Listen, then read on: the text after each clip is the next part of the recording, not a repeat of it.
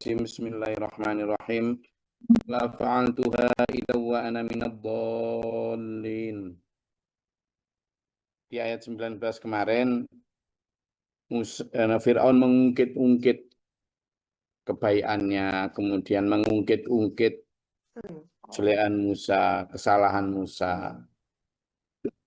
Jadi mengungkit kebaikan Fir'aun kepada Nabi Musa ketika alam nurabbika fina walita walabithna fina min umurika sinin. Kamu kok nggak inget itu loh, wong kamu dulu itu tak rawat ketika masih bayi merah. Kamu juga menetap di sini selama beberapa tahun. Setelah itu kamu terus kemudian bukannya balas budi malah membunuh orang Mesir. Kamu itu benar-benar nggak tahu terima kasih. Itu kan. Firaun kan kemarin ngomong gitu kepada Nabi Musa. Maka Nabi Musa apa jawabnya? Kalau Nabi Musa menjawab, iya. Mengakui Nabi Musa ini ya. Fa'altu wa idza wa ana minadh dhalin. Iya, benar memang. Saya salah. Waktu saya melakukan itu saya memang keliru. Jadi Nabi Musa pun tidak mengaku benar loh ya. Ini menunjukkan bahwa seorang nabi pun kadang Allah memberikan peningkatan derajat itu melalui disentuhkan kesalahan. Tapi karena nabi itu maksum, maka kesalahan mampir langsung taubat sehingga nggak sempat berdosa. Kayak ketika membunuh orang Mesir, Nabi Musa di awal juga sudah bilang bahwa saya keliru. Kemarin ayatnya sudah kita pelajari bersama. Nah ini dipertegas lagi di ayat 20 ini. Qala Nabi Musa berkata, Fa'altuha idza wa ana minadh dhallin. Ya, saya memang pada saat melakukan itu, saya keliru, saya khilaf.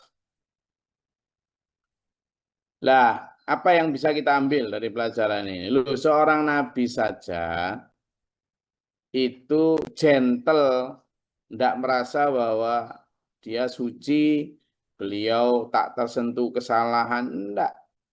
Seorang nabi saja itu mengakui dirinya keliru, dirinya zalim.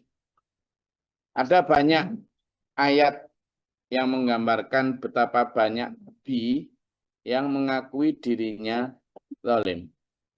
Mulai dari Nabi Adam. Nabi Adam alaihissalam ketika berada di surga, lalu kemudian tergoda oleh setan untuk memakan buah khuldi, kemudian dia sebenarnya sadar bahwa itu keliru, wong sebelumnya memang dilarang oleh Allah.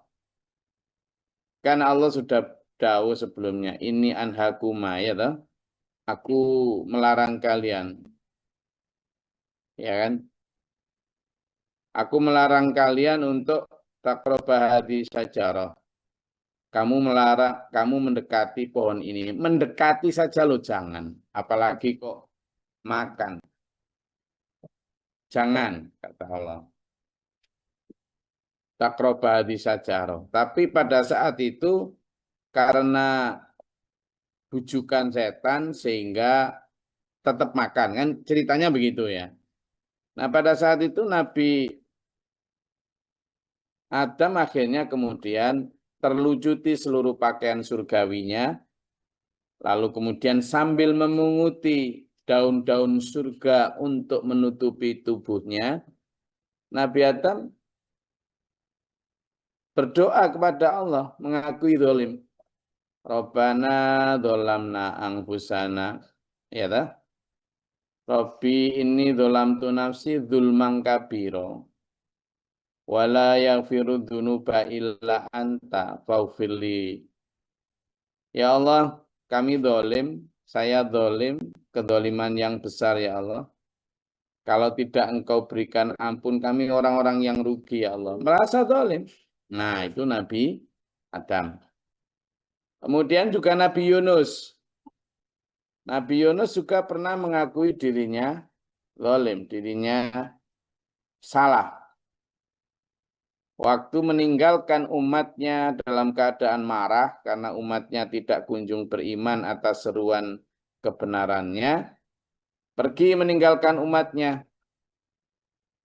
Naik perahu itu singkat cerita kemudian akhirnya dibuang dari tengah laut, dimakan ikan. Di dalam perut ikan itu dalam kegelapan, di dzulumat, dalam kegelapan, Nabi Yunus juga mengakui Dolam tu nafsi, aku mendolimi diriku sendiri. Mengaku salah, mengaku dolim. Gitu ya. Nabi Musa juga demikian ayat ini. Di ayat lain ada ketika pas kemarin sudah kita buka ayatnya, begitu selesai membunuh Bani Israel, orang Mesir, kemudian mengaku di hadapan Allah bahwa itu adalah perbuatan keliru dan aku dolim, ampuni aku ya Allah. Kemudian Nabi Muhammad SAW mengajarkan kepada kita juga doa tentang mengakui diri dolim. Supaya apa?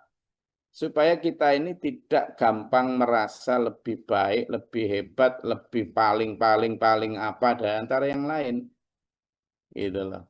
Jangan hanya karena kita sudah syahadat, sholat, puasa, zakat, haji, pinter ngaji, terus merasa seolah-olah tidak layak untuk berdosa. Wah, dosa kita banyak. Rasulullah itu loh bersabda, ya ayyuhalladzina amanu tubu ilallah. Wahai orang-orang beriman, bertobatlah kalian kepada Allah. Fa inni atubu ilaihi mi'ata marrah. Karena aku, kata Nabi Muhammad SAW, bertobat kepada Allah itu 100 kali dalam sehari. Loh, coba tuh bayangkan. Nabi Muhammad itu dosa apa? Nabi Muhammad ndak zina, ndak ngerampok, ndak judi, ndak minum keras, ndak membunuh, ndak mencuri. Tidak ada dosa-dosa besar apa. Juga ndak kok meninggalkan sholat, ndak. Apa dosanya? Kok sampai kata beliau, 100 kali dalam sehari aku minta ampun kepada Allah. Loh. Lah padahal kalau dibanding Rasulullah Muhammad SAW, kita tidak ada apa-apanya dari sisi kesucian jiwanya. Tapi beliau masih selalu membersihkan diri dengan bertaubat. Lah kok kita yang dosanya nggak karuan ini jarang bertobat itu loh. Masa karena kita banyak sedikit dosa, enggak gini loh dulu. Logikanya itu bukan karena kita enggak banyak dosa. Logikanya ya kayak orang-orang seperti Nabi Musa yang kemudian mengakui dirinya zalim. Itu bukan karena beliau banyak dosa pol gitu gini loh. Logikanya ini dulu ya. Bangun, bangun. Tok, tok, tok, tok, bangun. Pok, sin, mim, bangun. Ya, logikanya gini. Kenapa para nabi, para rasul itu begitu mudah bertobat, begitu mudah mengakui diri keliru dan dosa? Bukan karena beliau itu banyak dosa. Beliau-beliau itu sudah dijaga Allah. Logikanya itu begini.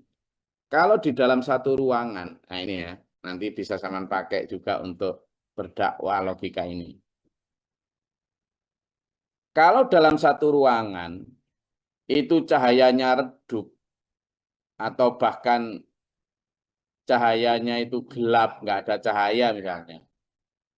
Maka ketika cahayanya gelap, itu ada tai kebo sebesar kepala pun nggak kelihatan.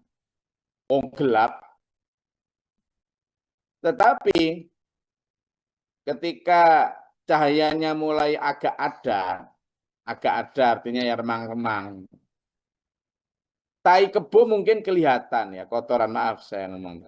Kotoran kerbau mungkin kelihatan, tetapi kotoran cicak nggak kelihatan karena remang-remang. Tetapi begitu cahayanya itu terang benderang, Jangankan kotoran kerbau, jangankan kotoran cicak, debu saja kelihatan kalau ruangan itu terang benderang. Itu ruangan ibarat hati manusia. Kalau hati manusia itu imannya padam, maka dosa sebesar apapun ya nggak merasa berdosa, nggak kelihatan. Tapi kalau imannya remang-remang, maka mungkin yang dianggap dosa itu hanya dosa zina, mencuri, maling, membunuh, berjudi, minum keras. Itu bagi imannya yang remang-remang hanya melihat itu sebagai dosa. Sementara dosa riya, dosa ujub, dosa menghina, dosa meremehkan orang, dosa kurang bersyukur, nggak kelihatan. Tadi saya ibaratkan kotoran cicak, nggak kelihatan karena hanya remang-remang. Jadi yang dianggap dosa yang gede aja. Tapi kalau imannya itu terang benderang seperti para nabi, para sahabat begitu, itu jangankan dosa besar seperti membunuh, mencuri, judi, minum. Bukan hanya dosa yang paling kecil, misalnya ujub atau apa sesuatu bukan kok kecil ya, tetapi yang paling nggak kentara, bukan kok kecil, yang paling nggak kentara itu saja lo kerasa. Karena saking terangnya iman. Karena Tapi ini orang yang selalu bertobat seperti para nabi, para rasul itu bukan karena banyaknya dosa. Tapi karena apa? Saking terangnya iman. Sehingga debu-debu paling kecil dalam sanubari pun dibersihin. Karena tampak jelas. Nah kita yang imannya redup, apalagi naudzubillah yang gelap gulita, dosa bertumpuk-tumpuk sundul langit, tidak kerasa. Makanya orang-orang seperti Nabi Musa ini yang imannya sangat terang benderang begitu ditegur. Jangankan ditegur sesama orang beriman. Nabi Musa ini ditegur sama Fir'aun. Gitu loh ngakui. Iya on mas. Iya Pak Fir'aun. Sampai di sisi itu memang benar. Saya keliru kok kemarin itu. Fa'altuha idza wa ana minadh-dhallin. Nggih. Pada saat aku melakukan itu saya akui saya memang apa? Hilaf. Dolim. Karena itulah fafarortu minkum lamma khiftukum. Maka karena itulah saya kemudian lari dari sampean. Bukan berarti saya tidak tahu terima kasih. Saya lari, saya takut. Karena saya sadar kesalahan saya. Maka saya lari dari sampean. Minggat saya. Bukan karena saya apa-apa gimana enggak. Gitu. Saya juga mematikan handphone saya, istilahnya begitu ya kan. Sehingga nggak bisa dihubungi WA-nya. Nah, Nabi Musa pakai WA nggak kira-kira? Hmm. Nggak, sudah lari saya dari kamu, takut aku. Nah, di perjalanan itulah wahai Fir'aun, aku kata Nabi Musa, bahwa habali Robbi hukman. Aku di tengah perjalanan itu kemudian dianugerahi oleh Allah ilmu hikmah, ilmu hikmah, ilmu tentang hidup, ilmu tentang bagaimana menyembah kepada yang paling hak. Ilmu bagaimana membina diri dan umat. Ilmu bagaimana kita mengemas kehidupan ini dengan benar. Ilmu hikmah. Selain itu, dalam pelarianku itu, wahai Fir'aun, kata Nabi Musa, waja'alani minal mursalin, lalu di saat itu setelah aku diberi ilmu hikmah, aku dijadikan oleh Allah sebagai utusannya. Ini ya kaget si Fir'aun. Apa to? Utusan iku apa? Sing ngutus sapa? Allah Allah iku sapa? Nanti akan tanya gitu. Kenapa? Karena ndak oh Mbak dia. Ya. Jadi udah ketemu Fir'aun? Di luaran sana kan banyak. Iya. Itu jadi aku diutus sebagai utusan Mas Pak Fir'aun. Nggak tahu Nabi Musa kan manggil bapaknya kan itu. Ya papa lah mungkin. Begitulah papa. Aku ini, aku juga nggak minta loh papa. Jadi, aku juga nggak minta aku diberi ilmu hikmah, lalu aku diutus Allah untuk menjadi utusannya. Fir'aun mungkin delek gitu ya. Iki lo ngomong apa gitu. Yo utusan, yo Tuhan semesta alam. Lah yang dipahami saat itu kan gue Tuhan itu. Ini tuh apa ini? Lanjut Nabi Musa. Lah terkait kebaikan-kebaikanmu yang sudah merawat aku, mengambil aku dari sungai Nil, sungai yang penuh buaya itu, kamu selamatkan aku, kamu sayangi, kamu manjakan aku dalam kalangan istana. Aku mengakui. Loh, ini ilmu baru juga. Ternyata Nabi Musa juga mengakui. Watilka ni'matun tamunnuha alayya. Nah, ya, aku akui kamu memang berbaik sama aku. Kebaikan-kebaikan yang kamu berikan padaku tak akui. Iya memang. Loh kan, ternyata Fir'aun juga ada baiknya. Loh, ini pengakuan loh. Kita selama ini kan dalam sejarah seolah-olah itu Fir'aun tuh welek tok. Ini disebut kebaikannya. Nikmatun. Tamunnuha kebaikan yang kamu berikannya alaiya kepadaku. Siapa yang ngomong gitu? Nabi Musa. Berarti Nabi Musa juga mengakui Fir'aun itu ada sisi baik. Ya buktinya ketika Musa datang ya nggak langsung dipedang jeleng pecah, enggak ya ditanya juga. Kamu itu loh Sasa. Wong kamu itu tak rawat sejak kecil. Kamu juga tinggal di sini nurabika fina. Ya kan? Walidan. Eh, itu kalau nggak salah pelarian Nabi Musa itu hampir selama 20 tahun. Jadi pelarian ke sana kemari itu terus 10 tahun di Nabi Syuaib itu.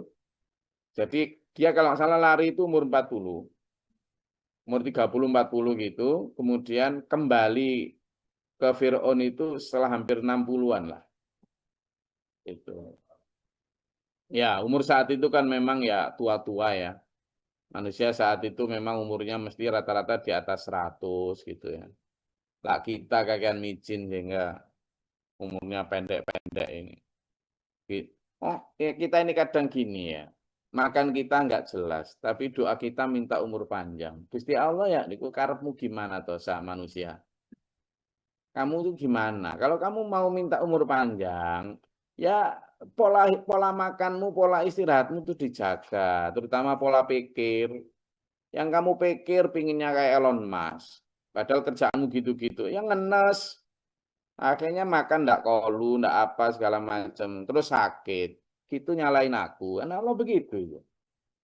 Makanmu juga gitu. Kalau kamu mau umur panjang, makannya yang sayur-sayuran, sesekali tok daging, proteinnya yang nggak ada aneh-aneh gitu ya. Kayak orang-orang terdahulu, mbah-mbah kita itu kan umurnya panjang-panjang karena makannya nggak aneh-aneh tuh. Semuanya dari alam. Pertanian pun nggak dari pestisida macam-macam. Ya umur panjang. Terus pola pikir, mbah-mbah kita dulu ya nggak aneh-aneh, nggak ada yang kepengen iPhone Pro Max 17 lah, nggak ada. Akhirnya ya pola pikir kan sangat mempengaruhi kesehatan jasmani juga. Santai, tenang ya, tenang. Nang pola makanmu, pola pikirmu, pola istirahatmu udah nggak jelas, minta umur panjang. Allah itu kan menciptakan manusia ini kan dengan hukum alamnya, dengan natural law-nya. Kalau kamu jaga kesehatan dengan pola pikir, pola makan, pola istirahat yang benar, ya secara ikhtiar umurmu akan panjang. Meskipun secara takdir Allah tetap punya durasi masing-masing manusia. Gitu. Nah kembali ke bahasan kita. Jadi Nabi Musa itu umurnya ketika bertemu dengan Fir'aun itu sekitar 57, 60-an. Setelah melarikan diri lebih dari 10 tahun ya. Di Nabi Syuaib aja 10 tahun dan kita tidak tahu sebelum dan sesudahnya itu berapa tahun sebelum ketemu Fir'aun.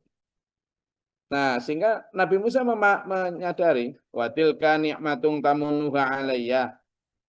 Aku memang mengakui, Fir'aun, Pak Dedi, bahwa kamu baik sama aku. Cuma, an abatta Bani Israel. Di saat sampean itu menyayangi saya di istana, sampean juga memperbudak Bani Israel. Itu loh yang bikin saya itu kemudian nggak tenang itu Mas Fir'aun, Pak Fir'aun. Saya ini Bani Israel gitu kan ngaku akhirnya waktu itu kan memang nggak, saya ini Bani Israel, sampean menyayangi saya tapi di luar itu sampean memperbudak menyiksa Bani Israel. Itu yang buat saya nggak tenang. Fir'aun pun berkata, qala Fir'aun, kamu kok menyebut-nyebut Robil Alamin, minal mursalin. Wa ma Rabbul Alamin. Apa Tuhan semesta alam itu apa? Apa itu Tuhan apa itu? Ya, secara panjang mungkin akan dijelaskan itu terbuat dari kelapa, apa terbuat dari batu, dari kayu, dari besi atau apa. Tuhan itu gimana? Di mana? Lo kan logis nggak Fir'aun? Logis lah. Tuhan ya harus bisa diraba. Orang sekarang aja yang nggak percaya sama Allah, orang Islam banyak sekarang mulai. Jadi virus ateis itu mulai mempertanyakan bahwa Tuhan itu harus bisa dibuktikan secara empiris. Apa itu? Bisa diraba oleh panca indera, bisa dilihat mata atau dicium aroma baunya atau diraba oleh tangan, didengar oleh telinga kata-katanya. Tuhan harus begitu kan gitu. Fir'aun sudah mendahului sampean yang sok modern itu. Fir'aun sudah dulu nanya gitu, sudah dulu itu bukan pertanyaan modern, bukan kok pertanyaan orang cerdas, enggak juga. Itu pertanyaannya Fir'aun. Jauh sebelumnya bahkan pertanyaannya Namrud sama. Itu bukan pertanyaan modern orang cerdas, orang logis, enggak. Ya wis pertanyaan orang dulu, enggak usah bangga. Ya. Apa Tuhan semesta alam itu apa? Nabi Musa menjawab, Rabbus samawati wal ardi wa ma bainahuma. Dialah Tuhan pencipta langit, bumi, dan apa yang ada di antaranya. Fir'aun maksudmu apa? Siapa yang menciptakan ini itu siapa? Kok wong barangnya nyata kok yang menciptakan nggak nyata kan gitu pertanyaan. Wong barangnya lo nyata, yang kamu bilang langit, bumi, gunung apa, nyata kelihatan, bisa dilihat. Lah yang menciptakan nggak kelihatan, kamu ngomong apa, Musa? In kuntum mukinin, ya itu kamu jika yakin, kata Nabi Musa. Maka apa dijawab Fir'aun? Qala liman haulahu. Fir'aun berkata kepada orang-orang sekitarnya. Siapa orang sekitarnya? Ya para pembesarnya, para DPR-nya, Dewan Pertimbangan Agungnya, Panglimanya, segala macam lah. Jaksa Agungnya, Ketua MA-nya, kumpul semua. Liman haulahu. Para pembesar-pembesarnya itu. Ala tastami'un. Kamu dengar yang dibilang Musa ini? Dengar kamu? Coba tak dengerin. Orang apa itu? Dengerin. Ngomong apa dia? Olah, Nabi Musa tetap ya. Karena memang diperintah Allah. Nabi Musa berkata, oh kamu tanya tak apa Rabbul Alamin itu? Dialah Rabbukum wa Rabbu abaikumul awalin. Dia itu sebenarnya Tuhanmu dan Tuhan bapak-bapak nenek moyangmu sebelum kamu. Nah, ini kata Fir'aun, bila mati kamu sok tahu Musa. Wong kamu dari bayi tak rawat kok pakai ngomong nenek moyangnya ku barang itu loh. Yang tahu nenek moyangku itu aku bukan raimu kan gitu sih Fir'aun ini ya kan. Nabi Musa bukan hanya dirai-rai. Wis gak karu apa kamu itu? Tahu apa kamu tentang nenek moyangku kan gitu. Ini Nabi Musa tahu. Tuhan Allah adalah Tuhan kamu dan Tuhan nenek moyangmu. Lah itu anak yang dirawat sejak kecil begitu kan sama orang tua itu gimana coba? Kan berarti secara lahir gitu seolah-olah Nabi Musa itu lebih sok tahu daripada Fir'aun sendiri yang dulu merawatnya sejak bayi. Fir'aun digituin. Kala Nabi Fir'aun sampai Fir'aun pun berkata, Pak Fir'aun ini ya, Inna rasulakumul ladzi ursila ilaikum lamajnun. Coba toh dengerin ini, siapa ngomong apa ini? Ini yang dibilang katanya rasul-rasul utusan-utusan yang buat kalian diutus kalian gendengi kayak gini tuh. Lamajnun. Lamnya ini lam takkid. Artinya apa? Sungguh. Bener-bener gila orang ini, gendeng temenan ini. Ini sudah out of mind, ya kan? Apa? Sudah di luar nalar, gendeng, goblok ini. Nabi Musa tetap jawab, pola. Yes, kalau kamu nggak percaya menciptakan langit bumi, dialah Rabbul Masyriqi wal Maghrib wa ma bainahuma. Yang menciptakan mulai dari bentangan timur sampai barat dan apa yang ada di antara keduanya. Itu pun in kuntum taklun jika kamu menggunakan akalmu. Maka gak kuat siapa? Papa Fir'aun. Nggak kuat, kamu kok bantah terus. Qala Fir'aun berkata, ngadek ya kon. Lah ini takhotat ilahan ghairi. Kalau kamu masih menjadikan Tuhan selain aku, di mana akulah yang layak disembah loh, kok kamu aneh-aneh mau menghadirkan Tuhan lain. La aj'alannaka minal masjunin. Kamu bakal tetap masukkan ke dalam penjara. Di ayat lain malah bukan hanya masukkan penjara, kamu akan usolliban. Nah, aku akan apa? Menyalibkan kamu. Waduh, ini mungkin Nabi Musa terus di dalam hati begini ya. Kan Gusti, bener toh? Kemarin aku takut dia akan membunuhku. Nyenenganiku kan gitu. Kan kayak gitu kepada Allah. Loh, bener kan? Kumat kan? Temenan. Fir'aun kok. Ya bener kan? Aku mau dibunuh kan? Gitu mungkin dalam hati ya. Tapi Allah sudah menjanjikan apa kemarin? Inna ma'akum mustami'un. Aku akan menjamin bersamai kalian, menjaga kalian, mendengar kalian. Jalan aja. Allah sudah berjanji gitu. Tapi kalau yang ngomong Fir'aun nih di depannya nyata ya rada trap-trap juga hati ya kan. Gimana? Kadang pertolongan Allah itu di saat terakhir pada saat titik kritis itu kok dikewajar Fir'aun. Habis itu melayu terus di depannya laut. Kan nggak dikasih tahu sama Allah nanti begini yo. Nah pada saat Fir'aun sudah mau apa? Nyusul baru Allah perintah pukulkan tongkatmu. Lah kan dia di titik-titik terakhir gitu kan kita ya butuh keimanan tinggi untuk percaya perintah selanjutnya ini. Wah ini makanya itu kan, hah? Lah iya gimana? Misalnya diperintah untuk nanti kan di selanjutnya itu diperintah untuk menghadapi Fir'aun. Lalu Fir'aun mengumpulkan seluruh para penyihir dari seluruh negeri. Terus mau bertanding. Lalu Nabi Musa enggak merasa diajarin Allah kesaktian jurus ini kah, jurus itu enggak ya. Ilmu ajian rawa rontek kah enggak ada. Begitu sudah lempar, siapa yang mau melempar pusakanya dulu? Nah, Nabi Musa, kamu dulu wis. Nabi Musa kan memang enggak tahu apa yang mau dilakukan. Jadi ya, kamu dulu penyihir. Nah, begitu mereka melemparkan tali-tali pinggangnya lalu jadi ular semua ribuan gitu. Nabi Musa berkata, "Loh ini ya apa terusan ini?" Terus gimana ini? Baru kemudian Allah memberi wahyu kan, lemparkan tongkatmu Musa. Nabi Musa ketika diperintah lempar tongkat ya nggak tahu akan jadi apa. Tapi begitu tongkat yang biasanya sekedar kayu yang diambil di jalan untuk tangkat beliau berjalan, lalu jadi ular besar, itu kan hanya karena Allah gitu ya. Makanya ketika Fir'aun di ayat 29 kaget juga loh. Pertama kan kaget juga tuh. Maka ketika Fir'aun mengancam la'aja'alannaka minal masunin, waduh, temenan wis. Wah, wis maren, leren. Kita lanjutkan acaranya besok ya kan? Ada ceritanya kita lanjutkan besok. Monggo, ada yang mau disampaikan? Silakan. Ya, ini ceritanya pertemuan reuni Papa Fir'aun dan anaknya. Ini memang ceritanya unik ya. Kenapa? Lawang Fir'aun itu raja dari suku Mesir. Lalu kok dipertemukan Allah punya anak budak dari suku Israel. Sesuatu yang sejak zaman dulu berantem terus. Itu kan? Lah iya. Nabi Musa kan memang sudah, lo kan sejak Nabi Yusuf dulu. Bangsa Mesir kan sejak Nabi Yusuf dulu. Bangsa Israel itu diperbudak itu. Kan sejak Nabi Yusuf, jauh sebelum Nabi Musa itu. Kan?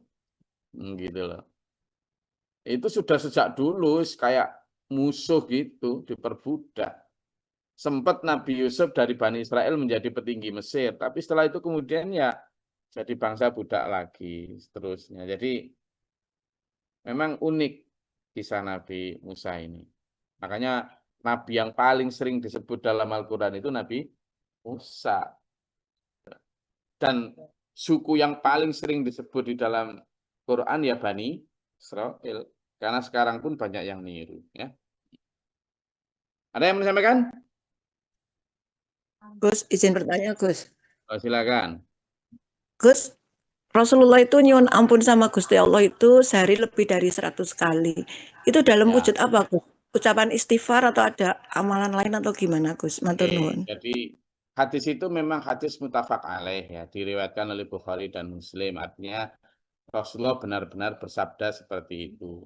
Secara lahir, Bu Arso, itu 100 kali itu memang mewakili jumlah banyak. Tidak hanya harus 100 ya, tapi mewakili jumlah banyak.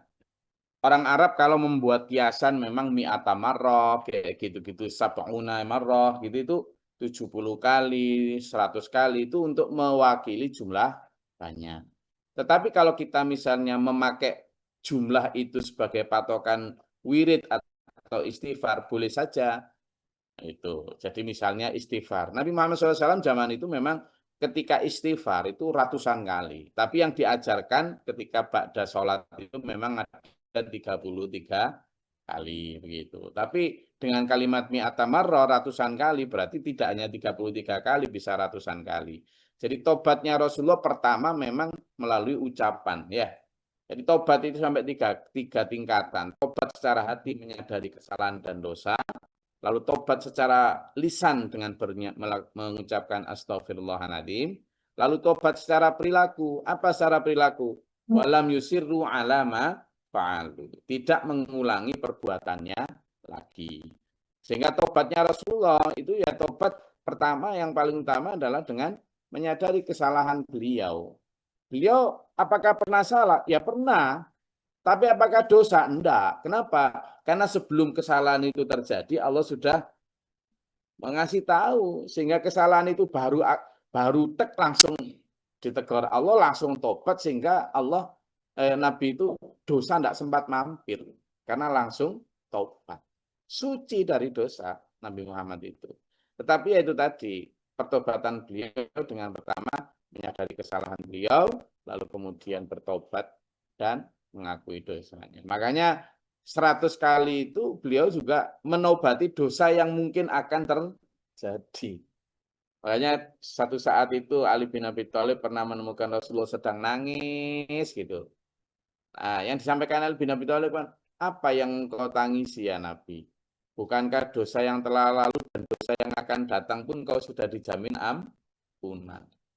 Jadi Nabi itu hebatnya, mulianya di situ. Tapi ya memang itu, buat saya. Jadi tobatnya Nabi yang paling kentara kelihatan adalah dengan mengucapkan istighfar. Jadi yang bisa kita contoh adalah 3 hal itu. Bagaimana kita menyadari bahwa itu dosa, lalu menobatinya dengan istighfar lisan, lalu dengan perilaku, tidak mengulangi perbuatan itu lagi. Nah, itu syarat dari taubatan nasuha. Begitu, Bu Arka. Matur nuwun. Ada lagi? Ada Gus, ini ayat 22 ini. Kalau nggak tahu batasannya ini kata siapa ini? Terus begini itu. Gimana suaranya nggak kelihatan Pak itu? Ayat 22 ini loh. Ya. Nggak ada batasannya ayat gitu. Ayat 22 fararotu minkum Watil kanimatun tamun alaihi. ya, An abatta Bani Israil. ya. Nah ini kok sepertinya gaduk gitu loh. Nah itu tadi sebenarnya yang diakui oleh Nabi Musa tentang kebaikannya Fir'aun adalah pada saat itu khusus untuk Nabi Musa. Kenapa sih kamu kok cuma baik padaku, tetapi kepada Bani Israel secara keseluruhan kok jahatnya gitu loh. Jadi di satu sisi mengakui kebaikan, tapi kok kebaikan cuma ke aku. Lah pada Bani Israel kamu kok jahatnya gitu. Jadi bagaimanapun Fir'aun meskipun punya kebaikan, tapi lebih banyak lagi kejahatannya gitu loh. Jadi Nabi Musa gentle mengakui kebaikan, tapi di sisi lain juga berani mengatakan bahwa kamu jahatin nemen. Gitu. Ya kamu baik memang sama aku, tapi di antara ratusan ribu Bani Israel jahatmu nemen kan gitu. Jadi bukan berarti kemudian ayat ini mengatakan Fir'aun itu baik. Enggak. Nah, ada sisi meskipun sedikit itu. Gitu. Kayak Abu Jahal, Abu Lahab kan gitu juga Pak itu. Abu Jahal, Abu Lahab itu baik dari sisi manusia biasa. Wong dulu waktu Nabi Muhammad SAW lahir, syukuran dia itu. Syukuran. Dan itu yang dijadikan dasar orang sekarang maulidan kan. Abu Jahal, Abu Lahab itu. Kan itu paman-paman beliau itu. Syukuran, baik-baik. Pada saat sebelum Nabi Muhammad lahir, yang merawat jamaah haji ke Mekah itu ya Bani Hashim. Ya sama Nabi sampean. Abu Jahal, Abu Lahab itu baik-baik, gratis kok. Bahkan saking hebatnya itu pada saat itu air itu bukan hanya disiapkan air tapi juga tambahan minyak samin dan lain sebagainya. Gitu dari sisi itu. Tapi ketika ada perubahan agama, ada perubahan syariat, Islam datang lah itu muncul sudah ketidakmauannya. Di situ jahatnya muncul. Jadi baik kalau secara manusiawi itu tidak akan lengkap, akan menjadi jahat kalau tidak baik secara Allah juga gitu. Nah, Fir'aun juga gitu, baik hanya kepada Nabi Musa, tapi pada saat kepada Bani Israel yang lain jahat, ya akhirnya jahat semua dia. Ya Mas Rahman? Oke, nggak ada lagi? Saya rasa cukup kajian kita pada pagi hari ini. Alhamdulillah atas perhatiannya. Semangat untuk berpuasa, ya. Jaga kesehatan, jaga stamina fisik maupun mental. Puasa tidak hanya menjaga tidak makan, tidak minum, tapi juga tidak marah, tidak benci, tidak iri, tidak dengki, tidak hasut, tidak ngomong jahat, tidak ngomong banyak itu puasa kita itu. Wa nahan nafsa 'anil hawa. Semoga kita dimampukan Allah dan puasa kita makbulan diterima Allah menjadi peningkat derajat iman takwa kita kepada Allah. Amin. Allahumma shalli wa sallim wa barik ala Allahumma fil mu'minina wa mu'minat Allahumma atina fi man hadayta wa afina fi man afayta wa lana fi man tawallayta wa barik lana fi ma atayta wa qina syarra ma qadayta innaka taqdi. Astaghfiruka wa atubu ilaik. Allahumma da'ana al-bala wal wafa wa qad naslim min Rabbana natina wa lana sabina. Allahumma arfa' darajatana wa jannatana. Rabbana man faktubna wa shahidina rabbana la tuzigh qulubana ba'da idh hadaytana. Rabbana la tahmilna ma la taqata lana bihi wa la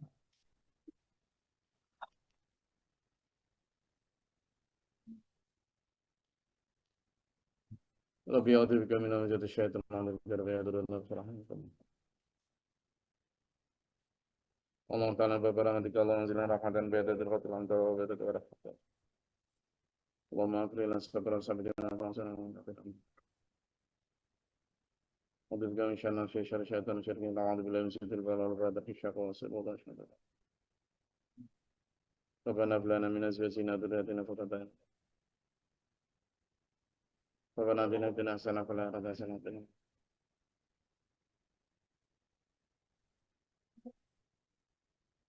Alhamdulillahirrahmanirrahim. Assalamualaikum warahmatullahi wabarakatuh. Waalaikumsalam warahmatullahi wabarakatuh. Allahumma rahamna bil Qur'an. Ja'alhu lana